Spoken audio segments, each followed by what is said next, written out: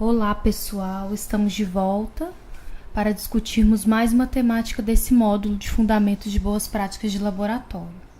Nas aulas anteriores, nós vimos os tipos de risco, a classificação e introduzimos o tema das barreiras de contenção de risco, que é um dos princípios fundamentais para as boas práticas laboratoriais, essas barreiras. Essas barreiras, na verdade, são métodos de segurança utilizados na manipulação de materiais infecciosos no ambiente de laboratório, no ambiente laboratorial.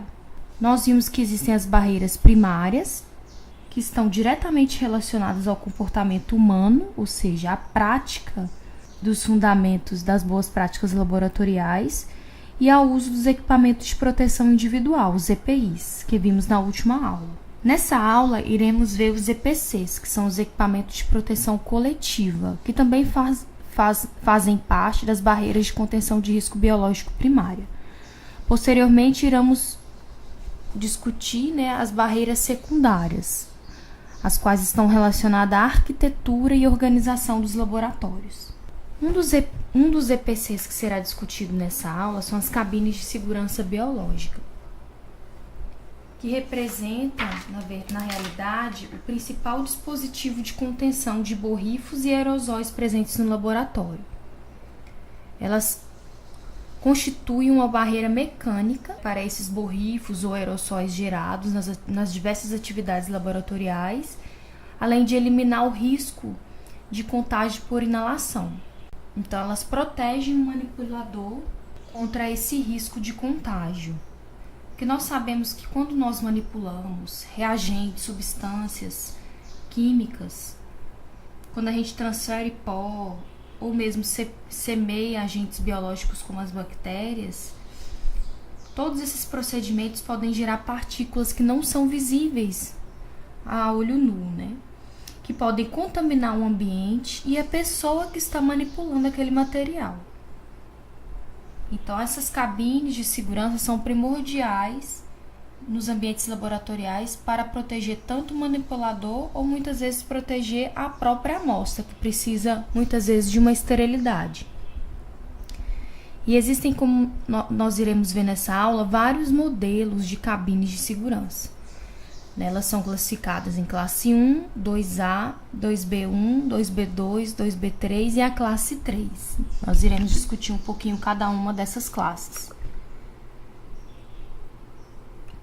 O que vai definir a escolha dessas cabines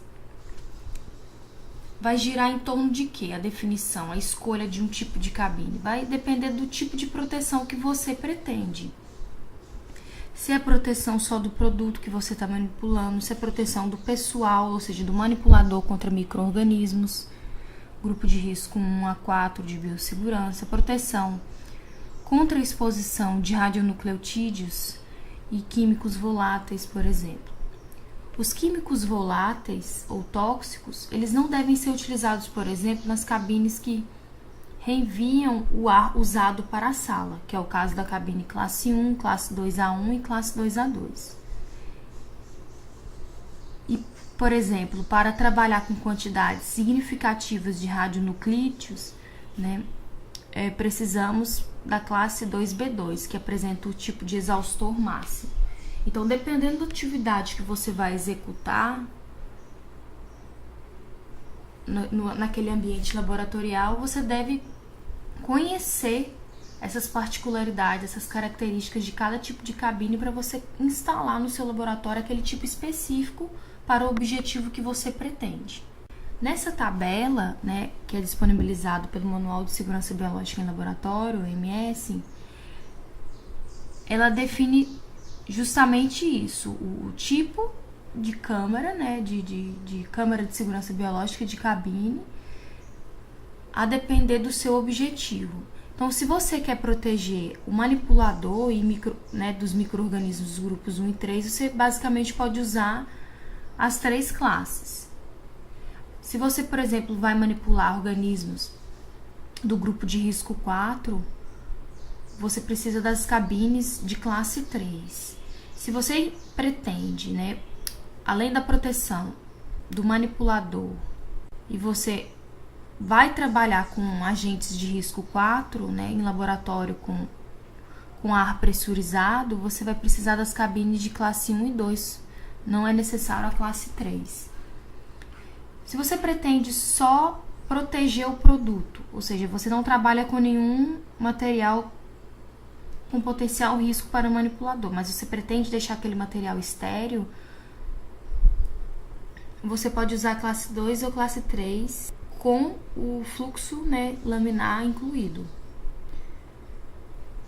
Se é para trabalhar com produtos químicos, né, radionucleotídeos em quantidades pequenas, as classes 2B1, 2B2, e para grandes quantidades de radionucleotídeos voláteis e químicos voláteis, você trabalha com a 1, 2B2 ou 3.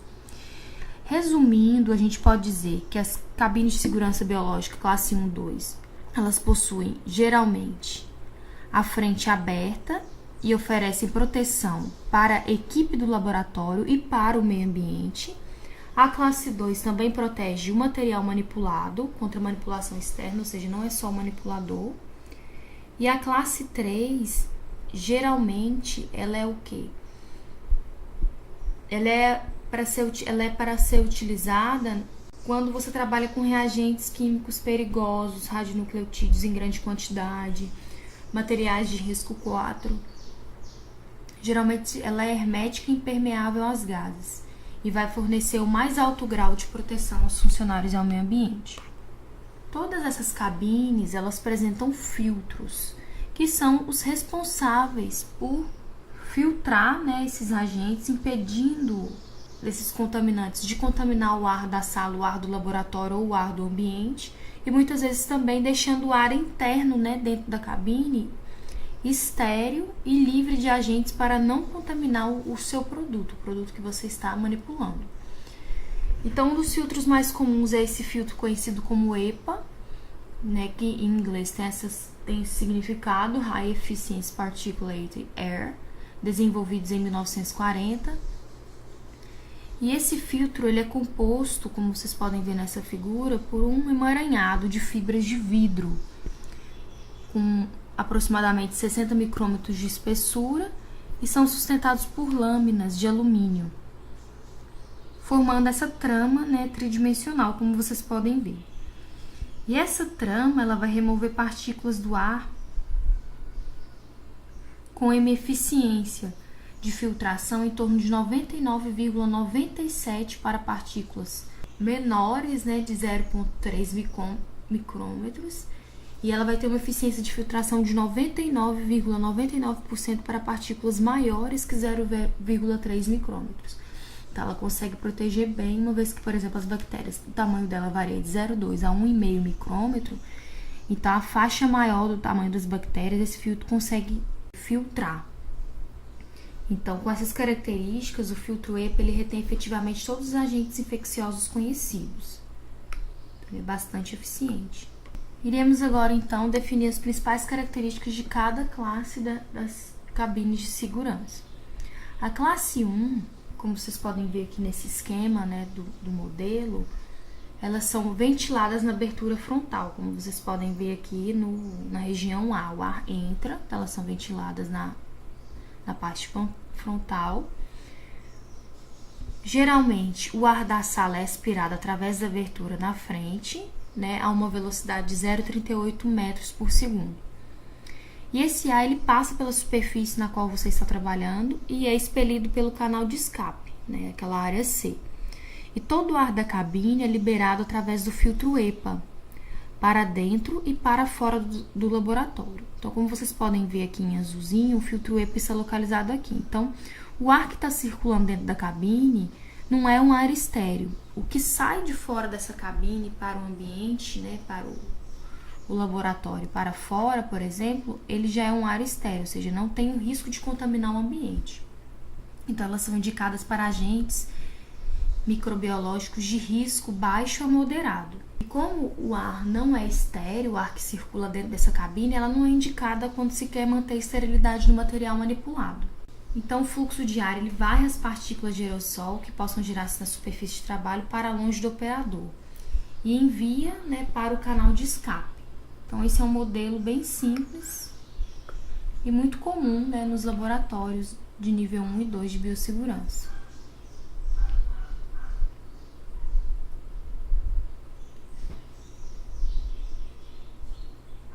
Então, o ar da câmara é expelido através desse filtro EPA, que primeiramente pode ir para o laboratório e depois para o exterior, ou ele pode ir diretamente para o exterior através do exaustor do edifício, ou diretamente para o exterior, se tiver uma conexão, né, que conecta esse ar diretamente da cabine para o ambiente.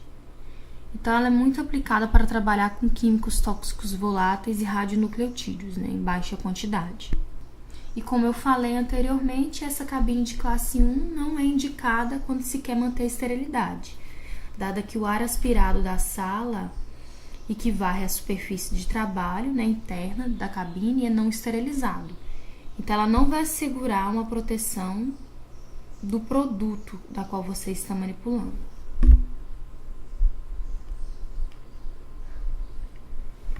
E as cabines de classe 2? As cabines de classe 2 fornecem proteção pessoal, ou seja, a pessoa manipuladora, e também protege os materiais na superfície de trabalho. Então, ela apresenta o filtro EPA para filtrar o ar que entra, diferentemente da classe 1. Então, posteriormente, com o aumento da utilização de culturas de células e tecidos nos laboratórios, já não era mais satisfatório utilizar a cabine tipo 1, uma vez que o ar era não esterilizado. Então, foi desenvolvido esse tipo de cabine que filtra o ar antes dele entrar em contato com a superfície de trabalho. Essa cabine, ela também é conhecida como cabine de segurança biológica de fluxo laminar de ar.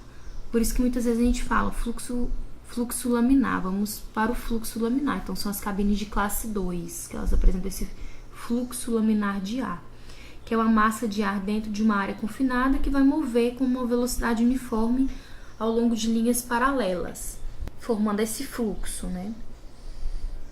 Esse tipo de cabine, existem 5 tipos: A1, A2, B1, B2 e B3.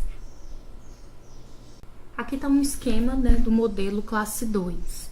O fluxo de ar laminar, né, como é formado. Então, vocês podem ver que existe uma ventoinha interna que vai sugar o ar da sala e vai enviar para a câmara, a grelha de entrada, né? Como vocês podem ver aqui na região próxima a ar. O ar vai entrar nessa grelha a uma velocidade de aproximadamente 0,38 metros por segundo e vai passar por um filtro EPA de abastecimento antes de ser injetado na superfície de trabalho, como vocês podem ver. Aqui, então, existem 2 filtros EPAs. Então, aqui na região E, ele vai passar por esse filtro EPA para ser injetado para a superfície de trabalho. Então, o ar que vai entrar em contato com o que você está manipulando, ele é estéril.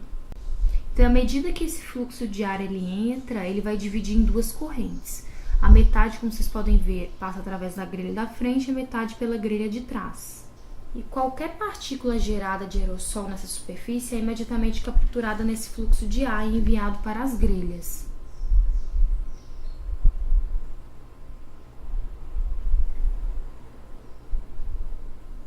E devido ao tamanho desses filtros, né, cerca de 70% do ar é reenviado através do filtro EPA de abastecimento para a zona de trabalho. E 30% passa pelo filtro exaustor para a sala ou para o trabalho. Então, esse ar ele fica recirculando. Cerca então, de 70% é reenviado novamente para a superfície de trabalho e 30% é eliminado para o meio exterior, onde ele passa por outro filtro EPA. E esse ar contaminado, após filtragem pelo filtro EPA do exaustor, né, na região C, ele passa por um ambiente, né, no topo da câmara, onde a cabine está instalada. Então, é importante que essa cabine seja instalada em um local, né, em que ela deve ter pelo menos 20 centímetros de afastamento do teto, para ocorrer essa eliminação do ar. E essa cabine ela não é indicada para usar, não é indicada, para ser utilizada com substâncias tóxicas, explosivas, inflamáveis ou radioativas, porque você tem muita recirculação de ar, uma elevada percentagem, né, de recirculação de ar, como vimos, 70%. Ela é recomendada para trabalho de agentes de risco biológico dos grupos 1 e 2. E quais são as variantes dessa classe 2? Então, temos as classes 2B1 e 2B2, que são variantes, além da classe A2, né? Então, são variantes da classe 2 do tipo A1. Então, aquele esquema que vimos anteriormente é um modelo típico do classe 2 tipo A1. E existem essas variantes, classe 2A2 e classe 2B1 e B2. O que elas vão diferenciar entre elas é a velocidade de entrada de ar pela abertura frontal, a quantidade de ar que é recirculado pela superfície de trabalho expelido da câmara e o sistema de ventilação, ou seja, se o ar é expelido para a sala, para o exterior, através de um sistema próprio ou para um sistema de ventilação do edifício. Outras diferenças é o sistema de pressão. Se essas câmaras dispõem de condutas ou plenos, ou seja, que é aquele espaço entre o forro e a laje, né, do edifício, se essas câmaras dispõem dessas condutas e plenos biologicamente contaminados sob pressão negativa ou não. Então, são essas diferenças entre as cabines classe 2. Essa tabela, né, tem esse resumo do que eu falei, dessas diferenças entre as câmaras de segurança das classes 1, 2 e 3. Então, na classe 1, a velocidade de ar que entra é 0,36 metros por segundo e o fluxo de ar você não tem recirculação, é 100% expelido. E você tem a chamada conduta dura, que na verdade, quando é esse tipo de conduta dura, elas são solidamente ligadas sem qualquer abertura ao sistema de ventilação ao edifício e apresenta um sistema próprio de condução do ar. A classe 2A1, ela tem essa velocidade de ar de 0,38 a 0,51 variável e 70% do ar é recirculado.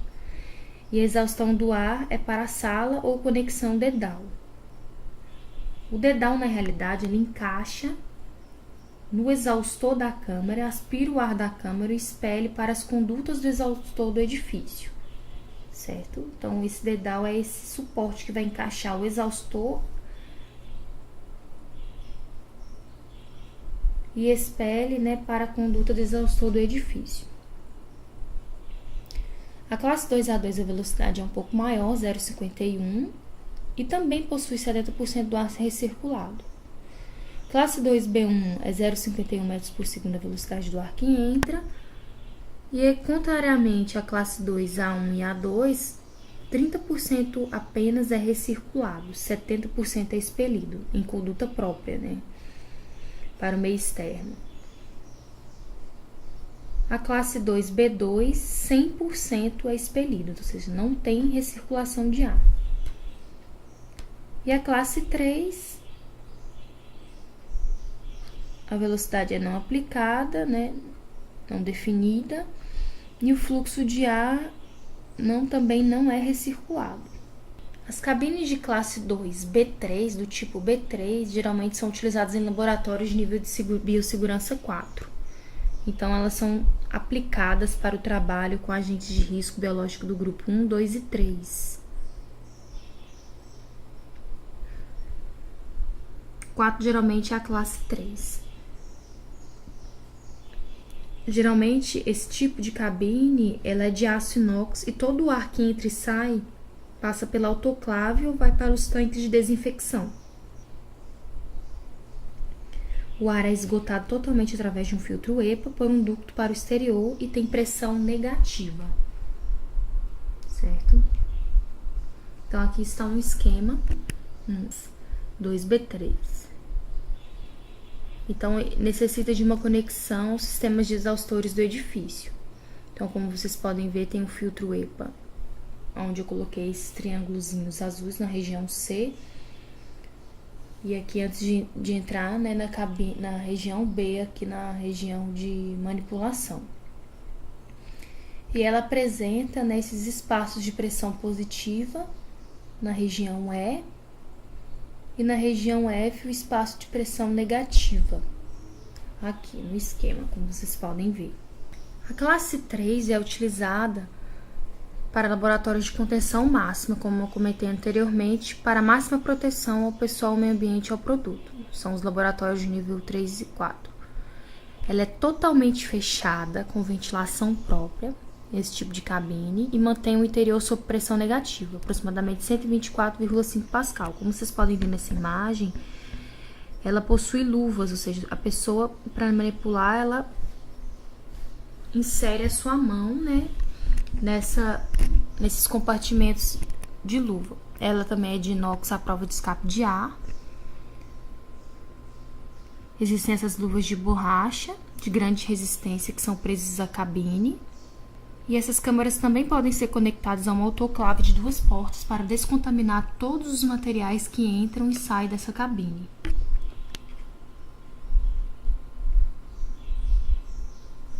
Aqui está um esquema desse cabine do tipo 3. Então, existe uma conexão aos sistemas de exaustores do edifício. E ela possui os filtros EPAs localizados aqui, na região C e na região D. Então, o ar que entra na cabine, ele atravessa esse filtro EPA para purificar o ar contaminado. São instalados, né, 2 filtros em série e um filtro EPA e um incinerador para o ar expelido. Então, para o ar que vai ser expelido, você tem 2 filtros em série ou um filtro e um incinerador.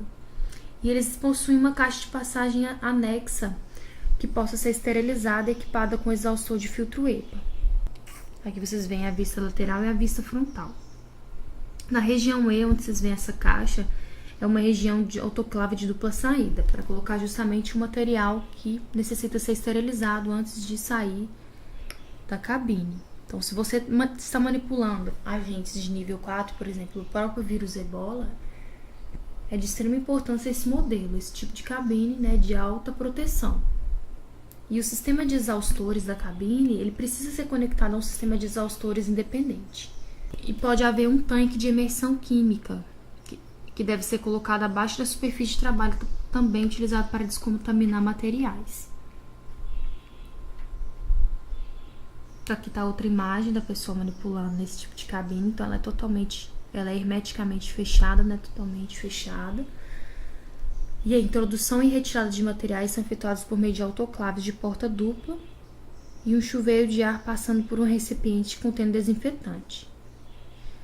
E geralmente, né, dentro dessa cabine pode ter todos os serviços, todos os tipos de materiais, como refrigerador, incubadora, freezer, centrífuga, banho-maria, microscópio, sistema de manuseio de animais, tudo dentro dessa cabine de segurança. Não pode conter gás e os dejetos líquidos são recolhidos em um depósito para serem descontaminados antes de serem lançados no esgoto.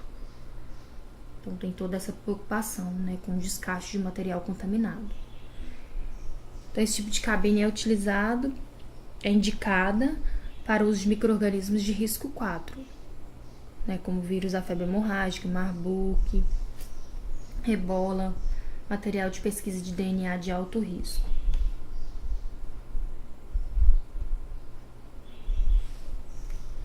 E aqui está a comparação das cabines de segurança biológica. A velocidade de cada uma delas, o padrão de fluxo, como eu comentei anteriormente na tabela. Se ela pode trabalhar com radionucleotídeos, substâncias químicas, por exemplo, a classe 1 e a classe 2A, não. A partir da classe B1, sim, né, pode ser utilizada para trabalhar com radionuclídeos e substâncias químicas. E os níveis de segurança. Então, apenas a classe 3 é indicada para os níveis de segurança do tipo 4.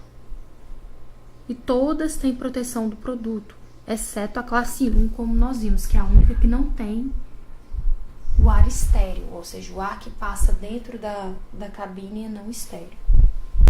E para a utilização dessa cabine existem normas. Você tem que seguir um POP, né, um procedimento operacional padrão, porque não adianta nada você ter essa cabine de segurança biológica, mas se você não usá-la corretamente, você pode colocar em risco, né, a sua saúde, a sua proteção física, assim como a proteção do material que você está manipulando. Então, é de extrema importância você seguir os procedimentos adequados para o uso da cabine de segurança biológica.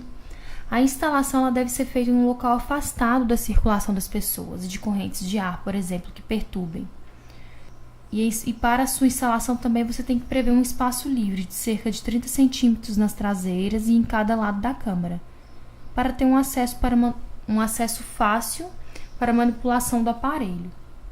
Quanto aos operadores, eles devem ser muito cautelosos, cuidadosos ao introduzir e retirar seus braços da câmara, a fim de manter aquela integridade daquele fluxo de ar proveniente da abertura frontal. É imprescindível você manter a integridade desse fluxo de ar, uma vez que essa integridade do fluxo ela é frágil e ela pode ser desintegrada por correntes de ar causadas por pessoas que passam próximo da câmara, janela aberta, abrir e fechar de portas. Então, a cabine de segurança biológica é primordial que ela seja instalada em locais afastados, né, de porta, abertura de portas, de fluxo contínuo de pessoas. Além disso, pode ser necessário um espaço, né, de cerca de 30 a 35 centímetros acima da câmara para conectar o filtro, o exaustor. Então, o operador, como eu coloquei, quando ele está manipulando, ele deve introduzir e retirar os braços de forma lenta, na perpendicular da abertura frontal, de forma a minimizar esse rompimento do fluxo de ar. E o manuseamento dos materiais dentro da câmara só deve começar 1 minuto depois de introduzir as mãos e os braços. Ou seja, você deve esperar retornar o fluxo de ar antes de começar a manipular. Então, você espera esse tempo de aproximadamente 1 minuto, justamente para permitir a estabilização desse fluxo de ar. É importantíssimo o manipulador minimizar o movimento de entrada e saída da câmara. Você deve sempre introduzir previamente todos os materiais necessários antes de iniciar a manipulação. Então, você tem que ter esse planejamento. Já colocar dentro do fluxo todo o material que você vai utilizar para não ficar com esse vai e vem interrompendo o fluxo laminar. Então, é imprescindível o planejamento do manipulador. E a colocação do material? Então, a grelha frontal de entrada ela não pode ser bloqueada com papel, equipamento ou outros artigos. Então, essa norma ela é básica e ela é imprescindível. Você não pode obstruir a grelha. Você não pode deixar nada obstruindo, nem papel, nem nenhum material que você está usando. O material que você insere dentro da câmara, antes ele deve ser descontaminado com álcool 70. Sacos de proteção biológica, bandeja, pipeta descartável e frasco devem ser colocados, né, nas partes laterais da câmara para não atrapalhar o seu trabalho ali dentro. E o trabalho, a manipulação, né, em si dentro da câmara deve fluir ao longo da superfície, da área limpa para a área contaminada. Então, você deve separar, né, a área que é limpa da área contaminada. Sempre o material que você coloca deve ser colocado no fundo dessa câmara, sem bloquear a grelha traseira também.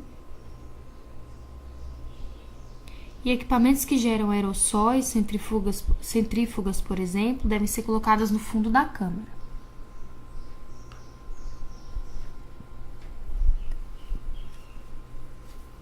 Quanto ao funcionamento e manutenção, a maior parte das cabines ela trabalha 24 horas por dia. As cabines de classe 2A1 e classe 2 com exaustor para a sala ou conectadas a condutas exaustoras próprias, elas podem ser desligadas quando não forem utilizadas.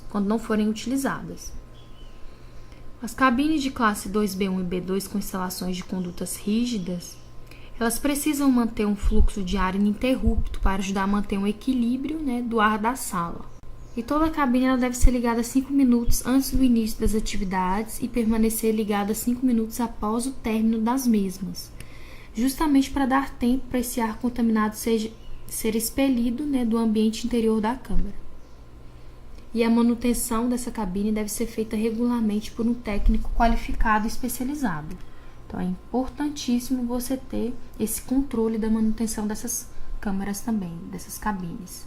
Muitas cabines utilizam radiação ultravioleta para esterilizar, né, a superfície de trabalho, mas, no entanto, elas não são necessárias. Se houver a presença delas, a intensidade deve ser certificada para assegurar que a emissão de luz é apropriada. E é necessário desligar essas lâmpadas quando a sala estiver ocupada para proteger os olhos e a pele do manipulador. Então, é imprescindível. Muitas vezes, por desatenção, a pessoa pode deixar ligada e ficar exposta ali ao momento. E essa radiação, como nós sabemos, ela é tumorigênica. Ela pode levar ao câncer. Então, é imprescindível você prestar atenção. Além disso, essas lâmpadas UV, elas devem ter controle da contagem do tempo de uso, porque elas também perdem essa validade. E uma questão interessante que muitas vezes os laboratórios não dão atenção é a limpeza dessas lâmpadas, porque elas acumulam pó e sujidade. E isso pode bloquear a eficácia germicida, né, dos raios UV. Então é importante você limpá-las, porque não adianta nada você manter aquela lâmpada suja, com sujeira, porque ela vai impedir, né, essa sujeira vai impedir a ação dos raios germicidas.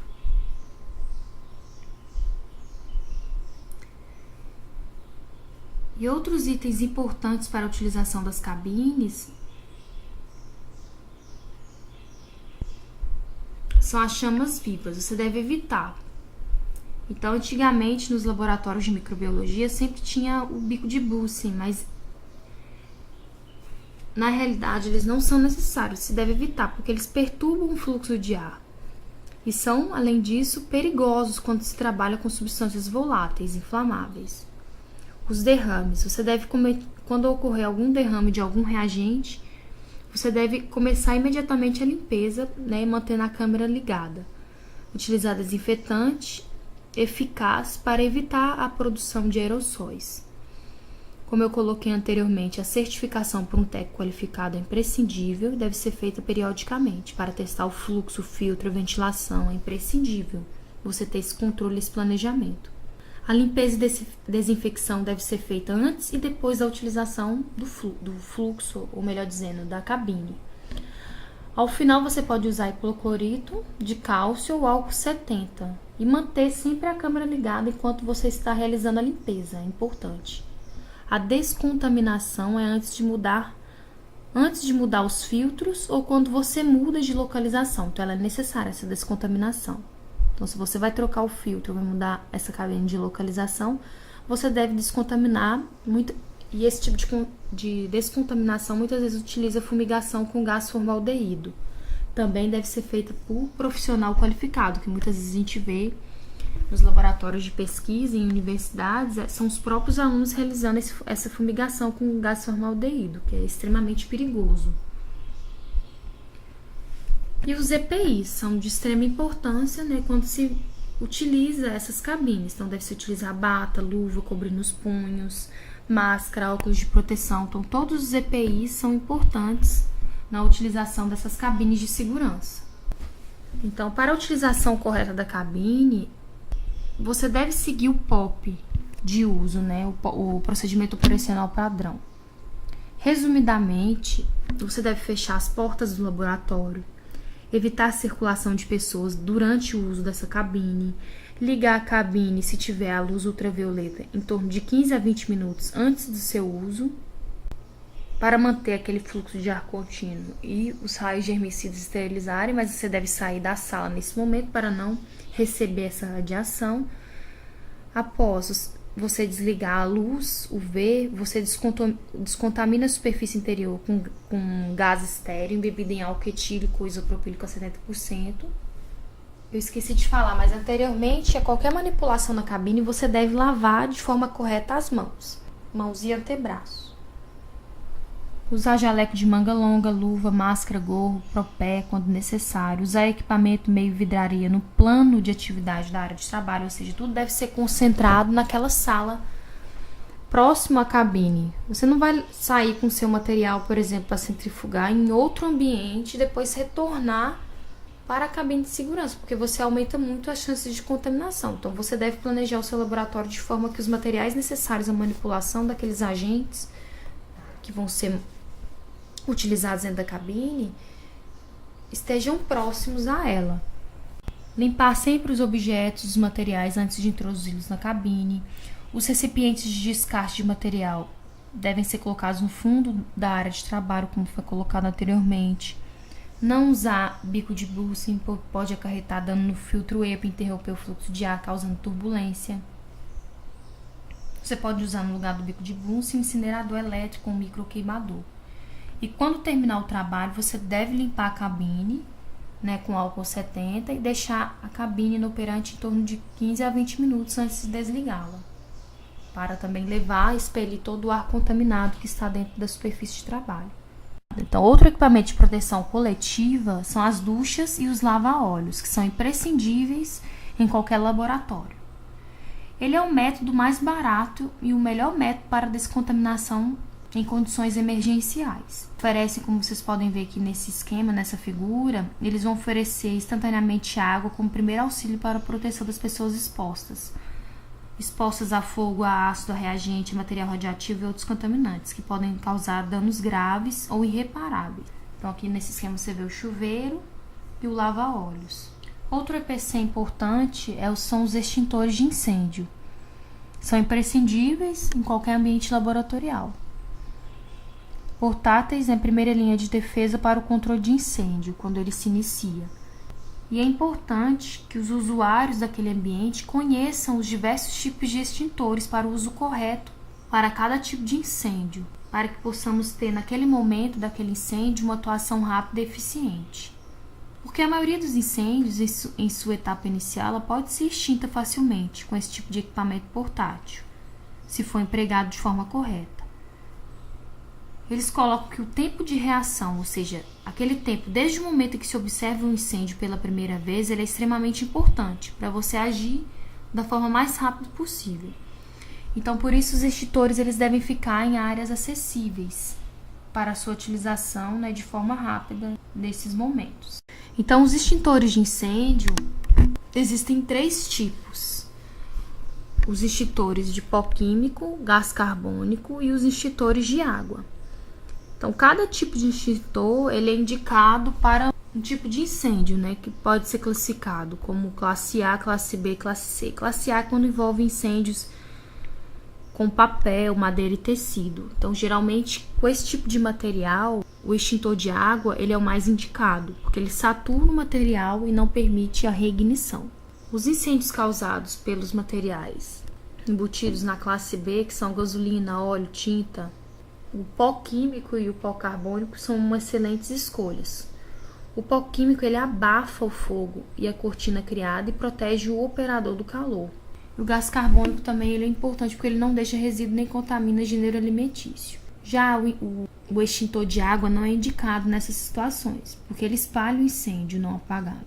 Para incêndios com equipamentos, materiais elétricos, né, motores, chaves, etc., o mais indicado é o de pó químico, porque ele não é condutor de eletricidade e protege o operador do calor. O de água e de gás carbônico não são indicados. Então é importante todo profissional ter esses conhecimentos das principais indicações para cada tipo de extintor, para a utilização correta e evitar, né, danos piores. E como usar esse extintor é de extrema importância para a segurança do profissional exposto.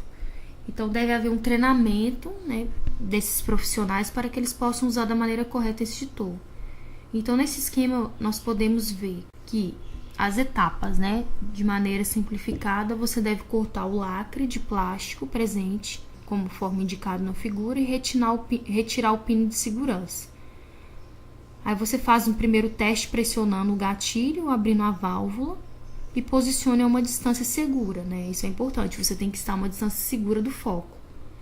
Se estiver com vento, você deve colocar de uma forma que o fogo não venha na sua direção. Você deve se posicionar em uma região contrária ao vento. Aí você vai dirigir dirigir o jato, né, à base das chamas. É importante você indicar para a base das chamas, fazendo um movimento de um lado para o outro, como se estivesse varrendo o fogo. Se o fogo estiver verticalmente, você vai mirar na base e fazer um movimento ascendente e lento. Então é importante você conhecer a maneira correta de utilização do extintor de incêndio. Então, os profissionais devem passar por treinamentos, brigadas de incêndio, que são de extrema importância para qualquer acidente no ambiente de laboratório, ou em qualquer ambiente de trabalho, na realidade. Na segunda parte dessa aula, iremos falar sobre as barreiras de contenção de risco biológico, as barreiras secundárias. Essas barreiras secundárias, elas envolvem o quê? Envolvem o desenho, a arquitetura e todo o processo organizacional do laboratório, ou seja, toda a organização, planejamento que permitam que as técnicas, desde as mais sofisticadas, sejam realizadas sem comprometer a saúde do trabalhador ou do meio ambiente.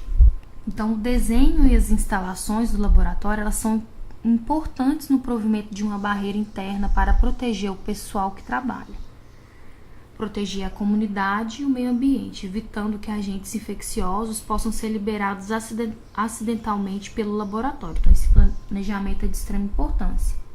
Então, quais são os elementos importantes para o desenho e instalação de qualquer laboratório? Primeiro, você deve selecionar o local, do terreno, um local adequado. Se for, por exemplo, manipular agentes de potencial risco, de risco 4, por exemplo, geralmente os laboratórios devem ser localizados em áreas afastadas do centro urbano. Então, tudo isso deve ser bem planejado. O custo das operações, o dimensionamento da área de trabalho em relação à atividade, o laboratório, a administração, a recepção das amostras, o almoxarifado, o biotério, a área de apoio. Então, tudo isso deve ser bem planejado na hora da construção, do laboratório. O número de funcionários por metro quadrado deve ser planejado, a quantidade de equipamentos necessários por espaço útil, a otimização da localização desses equipamentos em função do fluxo de trabalho e da compatibilidade das tarefas desenvolvidas nas áreas vizinhas. Então, tudo isso deve ser bem planejado quando se quer instalar um laboratório. Então, antes de começar a descrever essas características principais de cada nível de biossegurança, é importante a gente estar salientando que cada laboratório deve adotar um manual de segurança ou de trabalho, que identifique perigos em potencial e conhecidos e que especifique as normas e práticas para eliminar ou minimizar esses perigos. Então, você deve ter em mente, antes da construção do laboratório, quais são esses materiais, quais são os agentes, qual é o nível de classificação desses agentes que serão manipulados nesse laboratório para você planejar os ambientes de forma adequada.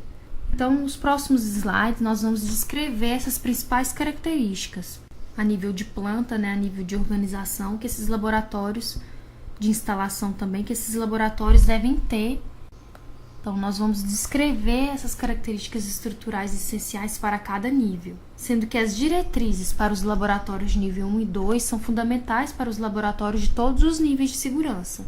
Então, quando eu estiver descrevendo essas diretrizes para os laboratórios de nível 1 e 2 de biossegurança, na realidade, eles também são indicados para os laboratórios de confinamento 3 e confinamento máximo 4. E, na realidade, os de nível 3 e 4, eles são acrescidos de outras diretrizes, além dessas descritas nos laboratórios 1 e 2, devido à manipulação desses agentes perigosos nesses laboratórios. Então, os laboratórios de nível 3 e 4, eles devem ter espaço suficiente para a execução segura do trabalho, assim como você deve planejar o espaço para ocorrer a limpeza de forma adequada e a manutenção. As paredes, os forros, os pisos, devem ser lisos e de material fácil de limpar, impermeáveis a líquidos e resistentes aos produtos químicos e aos desinfetantes usados em laboratórios. Então, isso é de extrema importância. Não se deve usar pisos, de custo mais baixo, pensando no custo, mas se esse piso for permeável, por exemplo, você já está comprometendo toda a segurança daquele ambiente laboratorial. Os pisos não podem ser escorregadios, superfícies horizontais. Você evita a medida do possível para evitar acúmulo de poeira. A iluminação ela deve ser planejada de forma adequada para a execução de qualquer atividade dentro do laboratório. As superfícies das mesas de trabalho elas devem ficar coladas à parede, devem ser impermeáveis à água e resistentes aos ácidos, aos álcools, a solventes orgânicos, calor e a desinfetante, que vai ser muito utilizado para a limpeza desse ambiente. Então, como vemos nessa foto, um laboratório ele deve ser um ambiente agradável e limpo. Esse processo de planejamento e organização da área laboratorial é imprescindível. A área de armazenamento, por exemplo, precisa ser adequada para a guarda e manutenção dos materiais necessários para o uso imediato, providenciar espaço para armazenamento de material que será utilizado a longo prazo, fora dessa área de trabalho, para você não atrapalhar, né, o fluxo. Os espaços abertos que existem entre as mesas, as cabines e as peças de equipamentos devem ser acessíveis à limpeza. Você deve planejar. Cada sala do laboratório precisa ter uma pia para lavagem das mãos, de preferência próxima à porta. Essa pia deve ser localizada. As portas devem ser à prova de fogo e devem fechar automaticamente, e as janelas preferencialmente devem ter visor. Deve conter uma autoclave dentro do edifício que abriga o laboratório para descontaminar o material. É imprescindível. As instalações para guarda de roupa e objetos pessoais, bem como o refeitório, que devem ser planejados, serem localizados fora da área de trabalho. A ventilação, né, deve possuir um sistema mecânico que garante esse influxo de ar de dentro do laboratório, sem que o ar seja recirculado. Então, tudo isso deve ser planejado na hora da construção do ambiente laboratorial. E você deve destinar uma área, instalações para manuseio seguro e o armazenamento de solventes, materiais radioativos e gases comprimidos liquefeitos. Então, esse tipo de material deve ser armazenado, deve ser colocado num ambiente separado. Os sistemas de segurança precisam dar proteção contra o fogo e as emergências elétricas, além de apresentar um chuveiro de emergência e instalações de lava-óleos. Então, é imprescindível, né, a presença desses 2 EPCs. Convém providenciar um serviço de pronto-socorro, uma sala equipada de fácil acesso, caso haja algum acidente. E a água, né, é indispensável que tenha uma boa qualidade e que nunca venha a faltar. Como foi colocado anteriormente em outras aulas, sem água, né, não tem como você trabalhar em um laboratório. Não deve existir ligações cruzadas entre a água potável e aquela destinada ao laboratório. O sistema de água pública ele precisa ser protegido também por um dispositivo anti-refluxo. A eletricidade. O fornecimento de eletricidade ele precisa ser adequado e confiável. A iluminação de emergência, né, é imprescindível para permitir a saída sem dificuldade em casos de emergência. É recomendável que o laboratório disponha de um gerador para esse tipo de emergência. Na falta de energia, manter o funcionamento dos equipamentos indispensáveis, como estufas, congeladores, cabines de segurança. Então, é imprescindível o sistema de geradores em qualquer laboratório. O fornecimento de gás engarrafado precisa ser adequado e garantido. E as instalações precisam ser mantidas em condições de perfeito funcionamento. Então, nessa imagem, nesse esquema, né, de um laboratório de nível 1, como podemos ver na figura, deve existir, né, o lava-óleos e o chuveiro próximo, né, a esse laboratório. As portas devem ser à prova de fogo. E como vocês podem ver nesse detalhe, não sei se está dando para ver, deve ter o aviso, o sinal de risco biológico nas portas. Sempre quando houver o risco, né, biológico radioativo. Vocês podem ver aqui a cabine de segurança biológica localizada ao fundo e todo o material. A pia, que é imprescindível também para a lavagem das mãos. Então, são os itens básicos de um laboratório de nível 1 de biossegurança. O laboratório de nível 2 de biossegurança, além do chuveiro e lava-óleos, é imprescindível que ele tenha uma autoclave. Assim como no laboratório de nível 1, as portas são mantidas fechadas e com o uso de sinais de perigo, de risco. E os resíduos potencialmente contaminados são separados do sistema geral de evacuação de resíduos. Os lixos, né, vocês podem observar nas imagens, os lixos, os descartes, né, devem ser indicados para cada tipo de material. Os laboratórios de nível 3 de biossegurança, além daquelas características, daquelas diretrizes citadas anteriormente para os níveis 1 e 2, outros detalhes da planta é que esse laboratório ele precisa estar isolado das áreas irrestritas, no caso do laboratório do tipo 3. E o pessoal do laboratório ele deve entrar por um vestíbulo, ou seja, uma entrada através de 2 portas. O recinto do laboratório ele deve ser hermeticamente fechado para fins de desinfecção, as janelas também. Os sistemas condutores de ar devem ser construídos de maneira a permitir a desinfecção gasosa. É importante que essas portas fechem automaticamente, para evitar, né, você pegar na fechadura, na maçaneta, desculpa. As paredes e pisos, como anteriormente citado, devem ser resistentes a líquido e produto químico e fáceis de limpar. Então, são itens básicos para qualquer laboratório. Nesse esquema, como podemos ver, existem esse sistema de 2 portas, né, desse vestíbulo. Na região externa tem o lava-óleos e o chuveiro. Próximo da porta deve haver o lavatório para a lavagem das mãos, cuja torneira deve ser acionada com o pé ou com o cotovelo. O sistema de ventilação desse laboratório de nível 3 deve criar um fluxo de ar direcionado das áreas de acesso ao interior do laboratório. E ele é construído de maneira a evitar que o ar proveniente do laboratório de contenção de nível 3 seja recirculado para as outras áreas do mesmo prédio. E o ar ele pode ser recondicionado e recirculado dentro do próprio laboratório. O ar que sai através de um exaustor, filtro EPA, ele deve ser direcionado para fora do edifício, longe dos prédios habitados. Então, isso é de extrema importância, esse planejamento. O ar também proveniente das cabines precisa ser eliminado através do filtro EPA, a um sistema exaustor independente. Assim como no laboratório de nível 2, o recinto do laboratório ele precisa dispor de uma autoclave para a desinfecção do lixo contaminado. E o encanamento da água deve ser provido de dispositivos anti-refluxo. E os laboratórios de nível 4 de biossegurança? Então, eles devem funcionar sob o controle das respectivas autoridades sanitárias, em nível local e nacional. Eles apresentam as mesmas características do nível 3, acrescidas de algumas diretrizes. O acesso é super controlado. A entrada e saída de pessoas e materiais devem ser feitas através de uma antessala, um sistema de passagem, que é mais restrito do que o nível 3. As pessoas que entram são obrigadas a trocar as roupas. Antes de saírem, devem tomar um banho e depois vestir seus trajes. Então, tem todo esse controle. O sistema de ar é controlado para manter uma pressão negativa no interior do laboratório com um sistema mecânico individual e dirigido para dentro, fornecendo sempre o ar filtrado por um filtro EPA. E o sistema de exaustão de ar também deve ser provido por filtros EPA na saída. Sempre deve ocorrer a desinfecção dos líquidos que deixam o laboratório, incluindo a própria água do chuveiro tratada.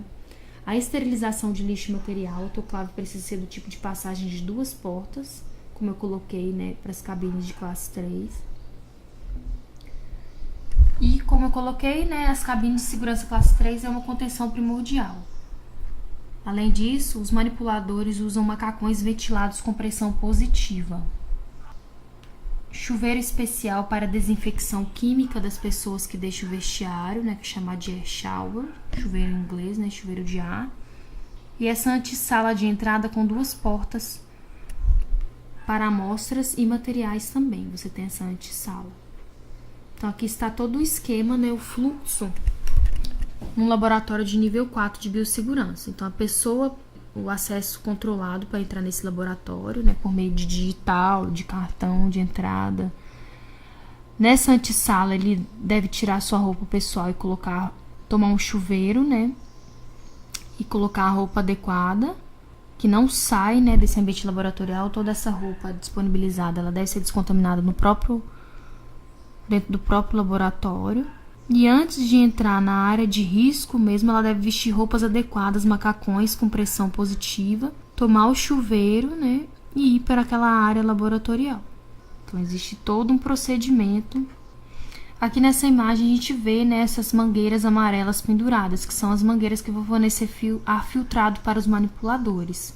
As superfícies de trabalho são regularmente descontaminadas. Se existir vacina contra aquele agente de estudo, todos os trabalhadores devem ser vacinados. E é sempre controlado nesses laboratórios de nível 4 de segurança o sangue, né? São feitos exames periodicamente nos manipuladores para ver se eles adquiriram ou não aquele agente contaminante, aquele agente de risco. Então, eles sempre são monitorados para verificar qualquer contaminação. O lixo sólido e líquido ele é descontaminado por esterilização gasosa e térmica ou desinfetante químico antes de deixar aquele ambiente. Nessa imagem a gente vê uma pessoa, né, com aquela roupa própria, macacão, tomando o chuveiro de descontaminação.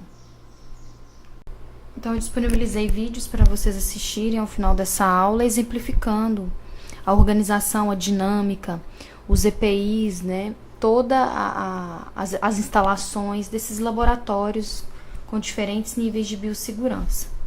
primeiro vídeo ele é uma amostra rápida, né, comparando a organização e a dinâmica desses laboratórios de diferentes níveis de biossegurança, ou chamado, né, BL1, BL2 em inglês, Biosafety Level 1, 2 e etc. Então, nesse vídeo breve, vocês conseguem perceber, por exemplo, que a entrada é livre, não é restrita. Nos laboratórios BL1, BL2, fiquem observando os EPIs utilizados. BL1, por exemplo, você não vê o pessoal de luva, os jalecos são simples, são aqueles normais mesmo. É tranquilo, né? Como vocês podem ver. Sempre tem os avisos, observe os avisos de restrição, indicando o risco de segurança em cada nível. Então, o nível 2 já é um risco moderado, né? Agentes infecciosos de risco moderado como hepatite. Vocês podem ver que também a entrada é livre. Tem sempre um álcool na porta, né? Um álcool em gel, por exemplo. O pessoal já usa máscara, né? Máscara com filtro, máscara com aquele filtro mais simples que a gente discutiu nos EPIs. O nível 3, as portas vocês podem observar, são portas comuns, né? Com viseiras. Olha os EPIs do nível 3, que são considerados organismos de alto risco. Vocês veem o filtro mais especializado.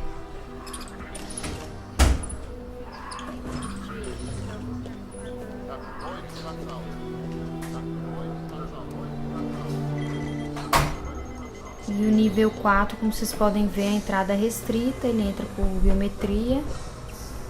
Tem a antessala. Nesse caso aí, ele ainda vai entrar no laboratório, né? Então, como vocês podem ver, ele fica localizado numa área isolada e restrita. Tem todo o procedimento para entrar. Então, esse laboratório é aquele que trabalha com organismos